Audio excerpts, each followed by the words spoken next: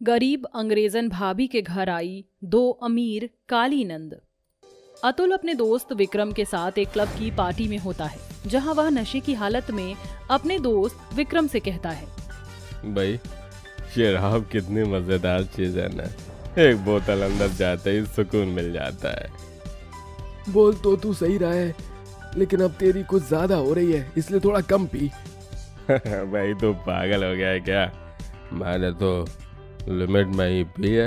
ये देख ना, मैं अपने पैरों पर सीधा खड़ा हूँ। अरे भाई, इसको सीधा नहीं बल्कि तिरछी चाल कहते हैं। खैर, तुझे समझाना बेकार है, अभी तू नशे में है। चल आजा, मेरे घर चलते हैं। विक्रम अपने दोस्त अतुल को अपने साथ अपने घर ले आता है। अगले दिन जैसे ही सवेरा होता है, अतुल का नशा उतर जाता है और वह अपने घर पहुंच जाता है। अरे भैया, आप आ गए? आप पूरी रात कहाँ थे? आपको पता है ना भैया, हमें आपकी कितनी चिंता होती है, एक फोन तो कर देते। कल मैं और विक्रम किसी काम से गया था और अभी मुझे दोबारा ऑफिस जाना है। चलो मैं चलता हूँ। अतुल ऐसा कहकर अपने कमरे से अपनी ऑफिस की फाइल उठाकर फिर से घर से निकल जाता है। अतुल इसी तरह घर में कम बाहर ज्यादा रहा करता था और इसी बीच क्लब जाते जाते उसे वहाँ एक अंग्रेजन लड़की दिखाई देती है। अरे वाह विक्रम, देखना उस विलायती को, कितनी मस्त लग रही है। अगर ऐसी लड़की से मेरी शादी हो जाए तो मेरी तो बल्ले बल्ले हो जाएगी। लगता है तेरा उस पर दिल आ गया है। हाँ वो तो है, चल मैं उससे बात करके आता हूँ। उस अंग्रेजन के पास पहुंचते ही अतुल को उस अंग्रेजन लड़की की आंखों में आंसू दिखाई देते हैं। Why you cry? All is okay? Well, what's your name? मेरा नाम डायना है। डायना को हिंदी में बात करते हुए देखकर अतुल हैरान रह जाता है।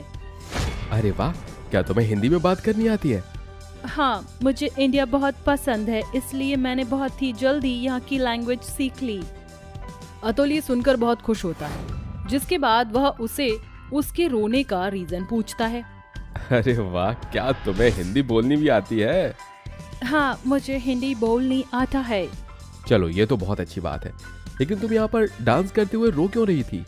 मुझे यहाँ जबरदस्ती कैद करके रखा है। मुझे जबरदस्ती इन लोगों के लिए काम करना पड़ रहा है। मुझे इन लोगों से बचा लो। अतुल एक प्लान बनाकर डायना को वहाँ से निकाल लेता है, जिसके बाद वह उसे अपने साथ एक मंदिर में ले आता है। तुम मुझे बहुत पसंद हो, तुम मुझसे शादी कर लो, सब ठीक हो जाएगा, वरना यहाँ के लोग तुम्हें जीने नहीं देंगे। अतुल के कहने पर डायना उस मंदिर में शादी कर लेती है, जिसके बाद अतुल डायना को अपने साथ अपने घर पर ले आता है, जहां उसकी दोनों काली बहनें उसकी अंग्रेजन पत्नी को देखते ही हैरान रह जाती हैं। अरे भैया, कौन है ये लड़की? आप किससे शादी करके किसको घर ले आए? भैया, आपने हमें एक बार भी नहीं बताया उनके बारे में। दरअसल परेशानी ही कुछ ऐसी थी कि मैं तुम्हें बता ही नहीं पाया। खैर ये सब छोड़ो, माँ कहाँ है? माँ अपने कमरे में आराम कर रही हैं। श्रेया की बातें सुनने के बाद अतुल अपनी माँ के पास अपनी अंग्रेजन पत्नी को ले आता है, जहाँ वह अपनी बीमार माँ का आशीर्वाद अपनी पत्नी को दिलाता है। अरे वाह बेटा, बहू तो बहुत सुंदर लेकर आया है। चलो अच्छी बात है, लेकिन अभी तुझ पर दो जिम्मेदारियां और हैं। तेरी दोनों बहनें उनकी शादियों के लिए लड़का ढूंढना शुरू कर दे। अब उनकी उम्र हो गई है शादी के लायक। हाँ माँ, आपने बिल्कुल सही कहा। अब मुझे अपने दोनों बहनों के लिए लड़के ढूंढने हैं और उनकी शादी भी करवानी है। अतुल ऐसा सोचकर रोजाना कोई ना कोई लड़का देखना शुरू कर देता है, जिनमें से कुछ ठीक ठाक होते हैं तो कुछ बहुत ही गए गुजरे लड़के होते हैं। इतने लड़कों को देखने के बाद अतुल परेशान हो जाता है और पंडित से कहता है, बहनों के लिए उनकी टक्कर का लड़का ढूंढने में बहुत टाइम लगता है। बेशक मेरी बहनें काली हैं, लेकिन बहुत अच्छी वाली हैं। अतुल ऐसा सोचता ही है कि तभी पंडित अपने झोले से 2 फोटो निकालकर अतुल को दे देता है। ये लो फोटो, सब मेरे पास रिश्ते के लिए आखिरी लड़के हैं। बहुत अमीर खानदान से हैं और इन्हें दहेज भी कुछ नहीं चाहिए। अरे वाह भाई, ये तो सोने पर सुहागा हो गया। पंडित जी, इन दोनों में से ही मेरी दोनों बहनों की शादी की तैयारी करवा दी। अतुल के कहने पर पंडित रिश्ते की बात को आगे बढ़ाता है। देखते ही देखते वह दिन भी आ जाता है, जिस दिन अतुल अपनी दोनों बहनों को शादी के बाद उनके ससुराल विदा कर देता है। चलो आखिरकार मैंने अपनी दोनों बहनों की शादी भी कर दी। हाँ जी, बहुत अच्छा किया तुमने। अपनी बहनों की शादी करने के बाद अब अतुल के ऊपर कोई जिम्मेदारी नहीं बची थी, जिसके चलते वो और भी ज्यादा शराब पीना शुरू कर देता है। लेकिन शराब की लत इस तरह लग जाती है कि बिना शराब के वो नहीं रह पाता और शराब पीने के बाद वह डायना के ऊपर अपना सारा गुस्सा निकालने लगता है। अरे ओ डायना, जब देखो घर में फ्री फोकट की खाती रहती है। पता नहीं क्या सोचकर मैंने तुझसे शादी कर ली। इससे अच्छा होता कि मैं किसी अमीर खानदान की लड़की से शादी करता। वो कम से कम मेरे को दारू पीने के लिए पैसे तो देती। ये तुमको क्या हो गया है? तुमने बिल्कुल हद कर दी है। इतनी शराब पियोगे तो पूरा शरीर खराब हो जाएगा तुम्हारा। मुझे शराब पसंद है और मैं तो शराब पीऊंगा। तू होती कौन है मुझे रोकने वाली है? चल साइड हो, मुझे अब प्रॉपर्टी के पेपर ही बेचने पड़ेंगे। इधर अतुल एक एक करके घर की चीज और अपनी सभी जमीन जायदाद शराब में खत्म कर देता है, जिसके चलते उन्हें अब एक किराए के टूटे फूटे मकान में रहना पड़ता है। बेचारी डायना को बहुत सी परेशानियां उठानी पड़ती हैं। घर में खाने का एक भी दाना नहीं है और अतुल जी सुबह से अभी तक पी रहे हैं। इन्हें तो घर के बारे में जरा भी फिक्र नहीं होता है। माँ जी की दवाइयां भी खत्म हो गई हैं। अरे डायना बहू, मुझे बहुत जोरों से भूख लगी है, कुछ खाने को दे दे। शोभा के खाना मांगने पर कच्चे चावल उबालकर डायना अपनी सास को दे देती है। वहीं शराब के नशे में अतुल अपना फोन घर पर ही छोड़ जाता है। उसके फोन पर उसके दोनों काली बहनों का फोन आता है। भाभी, कितने दिन हो गए हैं, आप हमसे मिले ही नहीं। हम दोनों बहन सोच रही थी कि आज हम दोनों घर पर आकर आप सबसे मिलें। क्या कहा? तुम आज आने वाली हो? लेकिन आज तो हम सब मंदिर जा रहे हैं, तुम फिर कभी आ जाना। डायना ऐसा कहकर फोन काट देती है। क्या बताऊं अपनी नंद जी को कि हमारे घर में इतनी परेशानियां चल रही हैं कि हम उनके लिए एक चाय तक नहीं बना पाएंगे। इसी प्रकार डायना की नंद जब भी आने के लिए फोन करती, डायना किसी न किसी बहाने से उन्हें मना कर देती। लेकिन एक दिन दोनों बहनें प्लान बनाती हैं। पता नहीं भाभी को क्या हो गया है। शादी के कुछ टाइम तक तो ऐसा कुछ भी नहीं था, लेकिन अब अचानक से भाभी बदल गई हैं। हमें खुद ही उनसे मिलने चले जाना चाहिए। एक तरीके से उन्हें सरप्राइज भी मिल जाएगा। हाँ, तुमने बिल्कुल सही कहा। उस दिन दोनों काली बहनें सरप्राइज देने के लिए अपनी भाभी और अपने भैया से मिलने उनके घर आती हैं। लेकिन जैसे ही वो घर पहुंचती हैं, वो दोनों बहनें अपने भाई को अपनी अंग्रेजन भाभी के ऊपर अत्याचार और उसे मारते पीटते देखती हैं। तूने ही मेरे पैंट से पैसे चुराए हैं, जल्दी दे मेरे पैसे, मुझे अपनी शराब खरीदनी है। मैंने कोई पैसे नहीं चुराए हैं, मैं चोर नहीं हूँ, मुझे छोड़ दो। डायना को ऐसे पिटते हुए उसकी दोनों काली नंद देख नहीं पाती। वह अपने भाई से अपनी भाभी को बचा लेती है। वहीं आज अतुल की सच्चाई उसकी दोनों बहनों के सामने भी आ जाती है। भैया, आपने ये अपनी क्या हालत बना रखी है? क्या आप इतनी शराब पीते हो, ऊपर से भाभी को भी मार रहे हो? ये सब क्या हो रहा है भैया? मुझे आपसे ये उम्मीद नहीं थी। भाभी, ये सब कब से चल रहा है और आपने हमें क्यों नहीं बताया?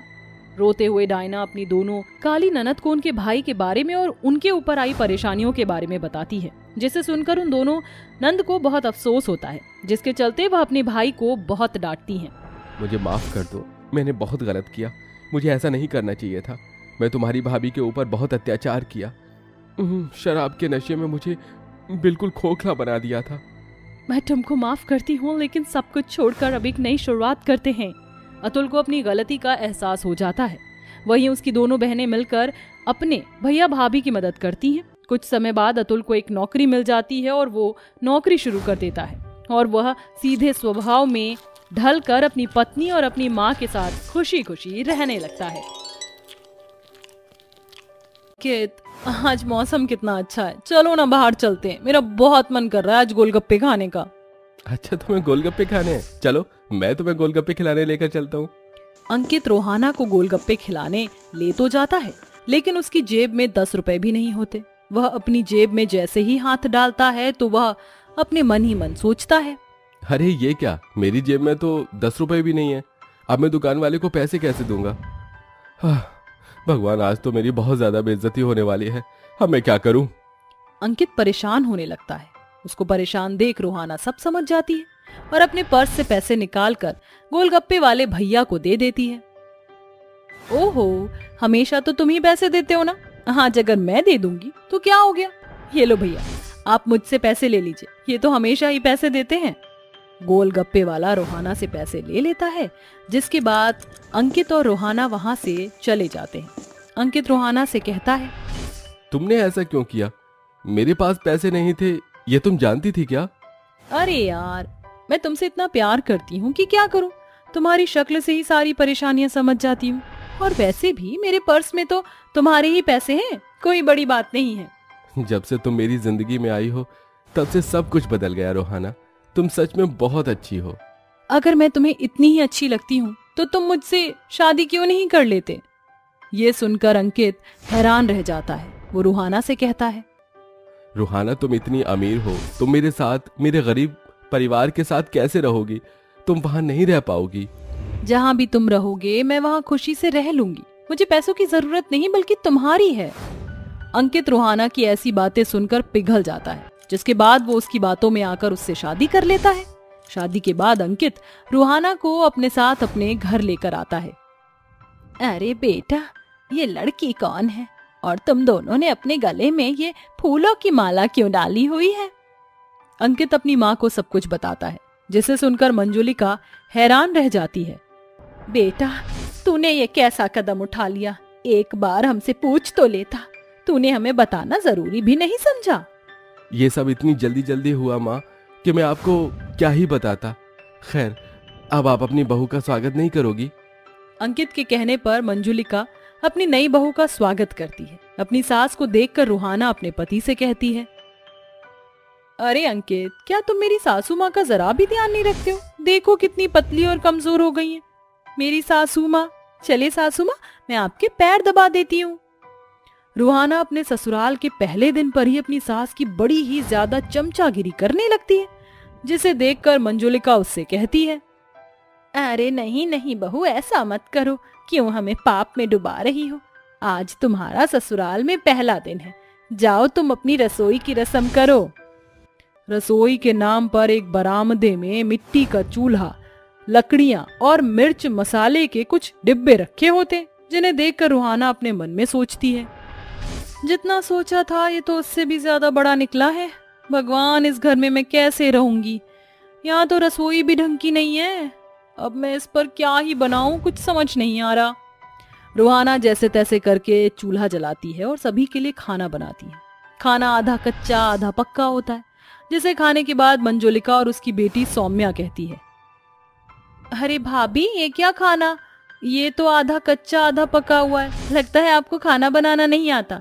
अगर आपको खाना बनाना नहीं आता तो आप मेरी मदद ले देती, मैं आपकी मदद कर देती। ओ सौम्या, तुम भी ना, ये उसका पहला दिन है, अभी उसे यहाँ का रहना सीखना है, यहाँ कैसे क्या करना है। रसोई के बारे में भी ज्यादा कुछ खास नहीं पता, लेकिन 2-1 दिन में तुम्हारी भाभी सब सीख जाएगी और फिर अच्छा अच्छा खाना बनाएगी। बाकी तो मैं सिखा ही दूंगी। मंजुलिका की बातें सुनकर रूहाना अपने मन में खुद से कहती है, हाँ हाँ, जितनी मौज लेनी है ले लो। जैसे ही मेरे पति की नौकरी कहीं अच्छी जगह लग जाएगी तो उसे यहाँ से जाना पड़ेगा, और उसके बाद तो मैं तुम्हें अच्छी तरह बताऊंगी। रूहाना जैसा सोच रही थी वैसा ही होता है। अंकित को बाहर एक अच्छी जगह पर नौकरी मिल जाती है, जिसके बाद अंकित अपना गांव छोड़कर शहर के लिए निकल पड़ता है। अंकित के जाते ही रूहाना का अंकित की माँ और उसकी बहन पर टूटना शुरू हो जाता है। सासू माँ, सारा दिन यहाँ से वहाँ पड़ी रहती हो, कुछ काम नहीं करती। बूढ़ी हड्डी है और तुम्हें तो पता ही होगा, जब तक शरीर चलता रहे तो इंसान ठीक रहता है, और मैं नहीं चाहती कि आपके शरीर को कुछ हो। इसलिए चुपचाप उठ जाओ और जितने भी कपड़े रखे उन्हें जाकर धो लो। बहू, ये कैसी बातें कर रही है अपनी सास से? इस तरह कौन बोलता है भला?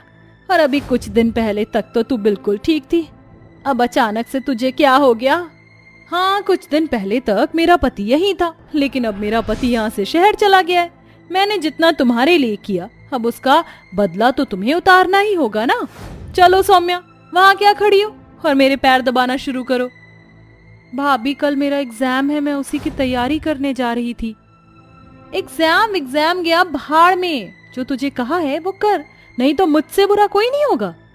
रूहाना एक हंटर लेती है, जिसे देखकर सौम्या बहुत डर जाती है और चुपचाप अपनी भाभी के पैर दबाना शुरू कर देती है। वहीं मंजुलिका भी सारे गंदे कपड़े लेकर उन्हें धोने के लिए हैंड पंप के पास पहुंच जाती है। आखिर ये सब क्या हो रहा है, मुझे तो समझ ही नहीं आ रहा। बहू का बर्ताव अचानक से बदल कैसे गया है। मंजुलिका बहुत ज्यादा परेशान हो चुकी थी। उसे समझ ही नहीं आ रहा था कि उसकी बहू को एकदम से क्या हो गया। इधर अंकित शहर में नौकरी करके अपनी पत्नी को घर खर्च के लिए पैसे भिजवाता रहता है। उधर रूहाना सारे पैसे की शॉपिंग और अपने खाने पीने की चीज खरीद लेती और अपनी नंद और सास को दिन रात भूखो प्यासा रखती और घर के सारे काम भी उन्हीं से करवाती है। अरे कहाँ मर गई हो तुम दोनों की दोनों, आज तुम दोनों को काम नहीं करना है क्या? चलो जल्दी से काम करो और मेरे लिए ब्रेकफास्ट बनाकर लेकर आओ। और तुम सौम्या, चलो मेरा सर दबाओ, मुझे बहुत दर्द हो रहा है। रूहाना के एक बोलते ही उसकी ननद और सास उसकी सेवा पानी में लग जाती। लेकिन उसी दिन अचानक से अंकित शहर से वापस सरप्राइज देने के लिए अपने घर लौट आता है, जहां वो अपनी माँ और अपनी बहन को अपनी पत्नी की खातिरदारी करते हुए देख लेता है। ये देख अंकित को बहुत बुरा लगता है और वो अपनी पत्नी से कहता है, क्या चल रहा है ये सब रूहाना? तुम्हारी हिम्मत कैसे हुई मेरी बहन और मेरी माँ से नौकरों जैसे काम करवाने की? अपनी सच्चाई अपने पति के सामने आते ही रूहाना कुछ नहीं बोल पाती। तो वहीं मंजुलिका और सौम्या दोनों ही अंकित के गले लगकर फूट फूट कर रोने लगती हैं। भैया हमें भाभी से बचा लो, वो हमसे नौकरों जैसा काम करवाती और खाने के लिए भी नहीं देती है। बेटा जब से तू गया है तेरी इस अमीर पत्नी ने हमारा जीना हराम करके रखा है। ये तेरे सामने तो सती सावित्री बनकर दिखाई थी, बाद में इसने माँ काली का रूप ले लिया। बचा ले बेटा हमें इससे। ये सब सुनकर अंकित रूहाना के मुंह पर एक जोरदार तमाचा मारता है। मैं बाहर काम करता रहा ताकि मेरे परिवार को कोई परेशानी ना हो, और तुमने तो मेरे परिवार को ही नौकर बनाकर रख दिया। बहुत हुआ, मुझे अब तुमसे डिवोर्स चाहिए। डिवोर्स की बात सुनते ही रूहाना की रूह कांपने लगती है। वो रोते हुए अंकित के पैरों में गिर जाती है और अपनी गलती की माफी मांगती है। मुझे माफ कर दो जी, मुझसे बहुत बड़ी गलती हो गई। मुझे अमीर खानदान में रहने की आदत थी और मुझे वहां पर कोई काम करने की आदत नहीं थी, इसलिए ये सब मुझसे हो गया। लेकिन आइंदा मैं ऐसा कभी नहीं करूंगी, मुझे सिर्फ एक आखिरी मौका दे दीजिए। रूहाना फूट फूट कर रोती है। उसके रोने को देखकर सौम्या और मंजुलिका दोनों भी उसे माफ कर देती हैं, जिसके चलते अंकित उसे एक और मौका देता है। इस बार रूहाना पूरी शिद्दत के साथ अपने ससुराल वालों का बहुत अच्छे से ध्यान रखती है और अपने ससुराल वालों के साथ खुशी खुशी रहने लगती है।